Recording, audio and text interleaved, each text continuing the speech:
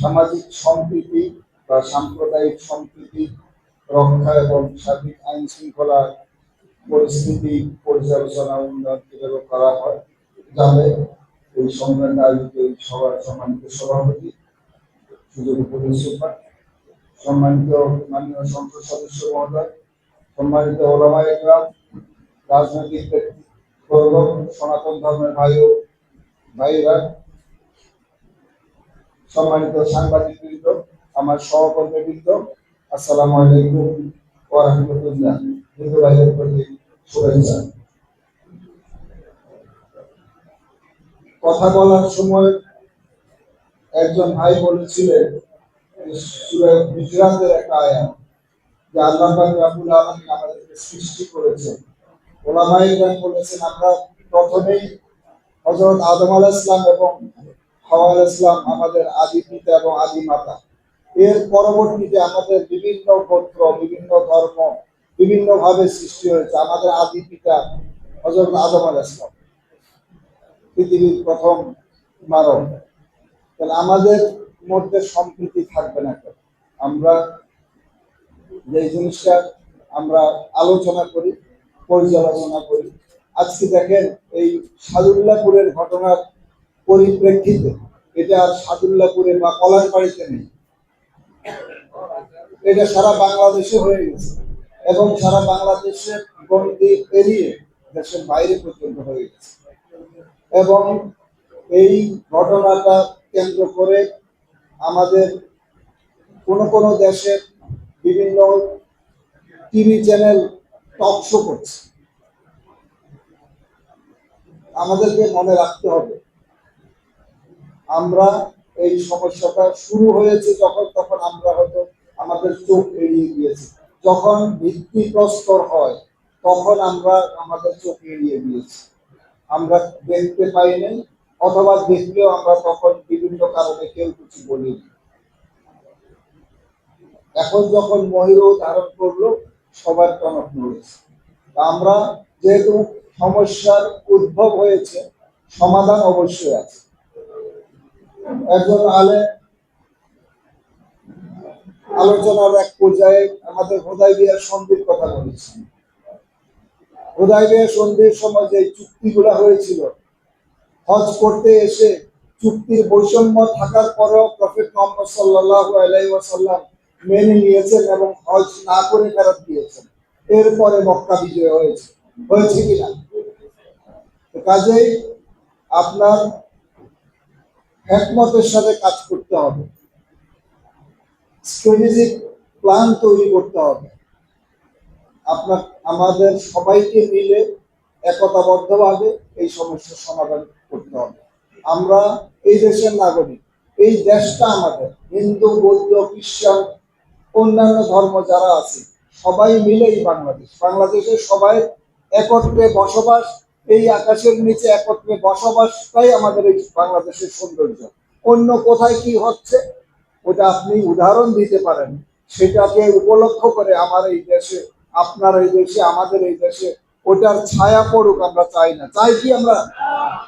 কাজেই আমরা সাম্প্রদায়িক সম্প্রীতি, এই 5ই আগস্ট পালিয়ে যাওয়ার পরে আমার এখানে পদায়ন হয়েছে। আমি আপনাদের জেলায় এসেছি, আপনাদের সাথে কথা বলেছি, সারা বাংলাদেশে না সারা বিশ্বে উদাহরণ হয়ে গিয়েছে বাংলাদেশের সাম্প্রদায়িক সম্প্রীতি কিভাবে রক্ষা হয়।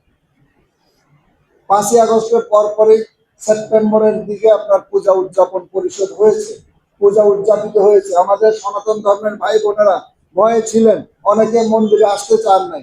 এই দলমত নির্বিশেষে প্রত্যেকটা মানুষ পূজা মণ্ডপ পাহারা দিয়েছে। পুলিশের সাথে সাথে জনগণ, আলেম ওলামা, স্টুডেন্ট সবাই মিলে এটা করেছে, ধর্ম বর্ণ নির্বিশেষে সুন্দরভাবে, শান্তিপূর্ণভাবে এবং দ্বিগুণ উৎসাহ উদ্দীপনা নিয়ে পূজা পালিত হয়েছে। তখন কোনো সমস্যা হয় না। এই যে সমস্যাটা যিনি তৈরি করেছেন, এটার পিছনে আপনারা যেমন মনে করছেন দূরভিসন্ধি আছে, আমাদের গোয়েন্দা সংস্থাও মনে করছে দূরভিসন্ধি আছে। এটা নিয়ে মহান জাতীয় সংসদেও আলোচনা হয়েছে একজন মাননীয় সংসদ সদস্য। তাহলে আপনারা বুঝতে পারছেন এটা কোন পর্যায়ে চলে গিয়েছে। এটা এখন সমাধান অবশ্যই হবে এবং সুন্দরভাবে হবে। একটা জিনিস আমাদের মনে রাখতে হবে, আমরা কেউ আইন হাতে তুলে নেব না। আমরা কেউ আইন হাতে তুলে নেব না। আমরা প্রতিবাদ যেটা করি আমরা করব আমাদের সীমার মধ্যে থেকে করব।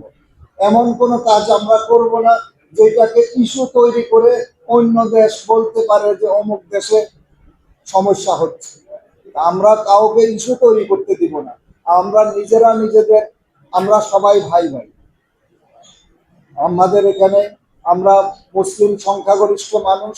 আমাদের এখানে আমার যেমন অধিকার রয়েছে, আমার সনাতন ধর্মের মানুষ ভাইটারও অধিকার রয়েছে, আমার খ্রিস্টান ধর্মের ভাইটারও অধিকার রয়েছে। আমরা স্কুলে যখন প্রাইমারি স্কুলে পড়েছি, সব ধর্মের স্টুডেন্টরা একসাথে, ছেলে মেয়েরা পড়েছি। এখনো আমরা বিশ্ববিদ্যালয় কলেজে একইভাবে পড়ি, চাকরি করি একসাথে, বাজার ঘাট করি একসাথে। আমরা প্রার্থনা করি, আমরা আমাদের মসজিদে করি, তারা তাদের মন্দিরে করে। প্রশ্ন উঠছে এখানে এত বড় 81 ফিট মন্দির স্থাপন নিয়ে কিভাবে করা হলো। যেহেতু প্রশ্নটা আসছে, সমস্যাটা আসছে, আমাদের প্রতিবাদ হয়েছে। প্রতি শুক্রবারে আপনার আমাদের এখানে সেক্রেটারি সাহেব বিএনপি বলেছেন, আমাদের প্রত্যেক শুক্রবারে প্রচুর পুলিশ সদস্য এবং সাথে আপনারাও সহযোগিতা করেন, আমাদের মোতায়েন করা লাগছে।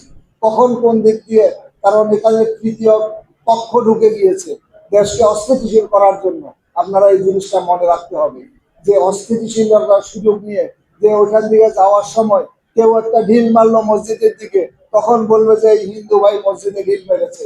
কেউ একটা ঢিল মারলো মন্দিরের দিকে, তখন বলবে যে এই মুসলমানরা গিয়ে ঢিল মেরে দিয়েছে।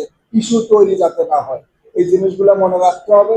আমরা আমাদের সীমাবদ্ধতার যতটুকু আছে, আমরা আমাদের ওই সীমা যাতে আমরা লঙ্ঘন না করি। আমরা আমাদের প্রতিবাদ যদি করা হচ্ছে, আরো করবেন। এটার জন্য আপনারা ওলামায়ে কেরাম, আপনারা যদি সিদ্ধান্ত নেন যে আমরা সরকারকে সময় দিচ্ছি, মাননীয় এমপি মহোদয় আছেন এখানে, সময় দিচ্ছি, আগামী 15 দিন আমরা কোনো কিছুই করব না, দেখি উনি কি করেন, আপনারা ওই রকমই দিতে পারেন। আমি আশা করি সবাই শিক্ষিত মানুষ, ওলামায়ে কেরাম মানুষ, প্রত্যেকে, অনেক মানুষকে হেদায়েতের উপলক্ষ অনেক ওলামায়ে কেরাম এখানে আছেন। প্রত্যেকে মসজিদে, মক্তবে, মন্দিরে অনেকে পুরোহিত যদি থাকেন, জনগণকে উৎসাহিত করেন ধর্মীয় অনুশাসন মেনে চলার জন্য। আপনারা উপদেশ দেন, এই জায়গাটা আপনাদেরকে একসাথে মিলেমিশে একতাবদ্ধভাবে আমাদের এই কাজটা সমাধান করতে হবে। আমি মনে করি আপনারা বুঝছেন যে আমি কি আশা করতে পারি যে পলাশবাড়ীতে কোনো সমস্যা হবে না। সমস্যা ছাড়া আপনার একতাবদ্ধভাবে এটা সমাধান করতে পারবো কিনা? আওয়াজটা কি স্লো হয়ে গেল, খুব সাউন্ড কম, পারবো কিনা আমরা? আশা করি আমরা এই সুন্দর একটা সমাধান করব, যেটা উদাহরণ হিসাবে থাকবে।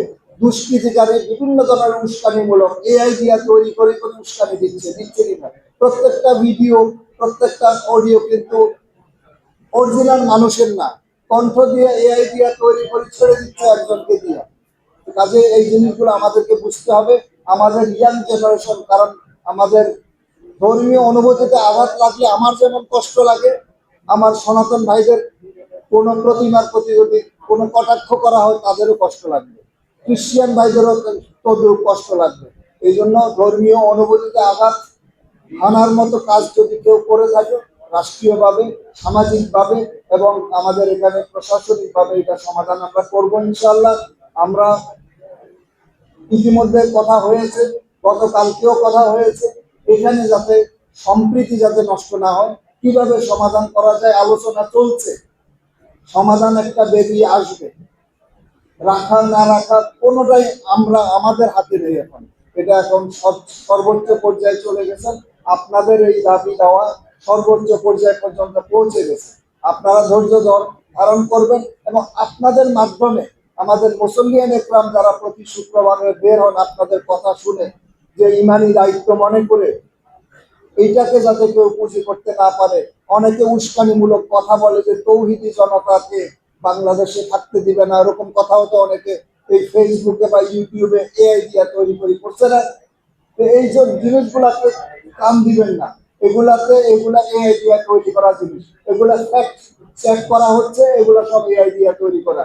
আমাদের কাছে আমরা খোঁজ নিয়েছি, আমাদের বলেছে এখন এই জন্য আমি এখানে এসেছি যে আপনাদের কাছে আপনাদেরকে আশ্বস্ত করতে এবং আপনাদের কাছ থেকেও আশা নিতে যে ওইখানে কোনো গন্ডগোল হবে না, কোনো ঝামেলা হবে না।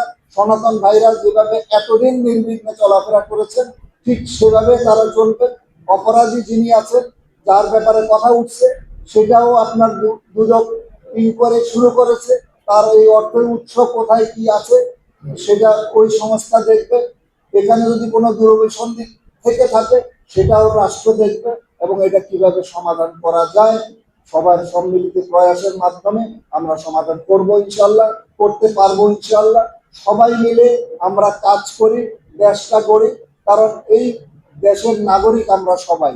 আজকে আমাদের পাসপোর্ট আছে, আমাদের জাতীয় জন্ম সনদ আছে, আমাদের নাগরিকত্ব সনদ আছে। শুধু একটু চিন্তা করে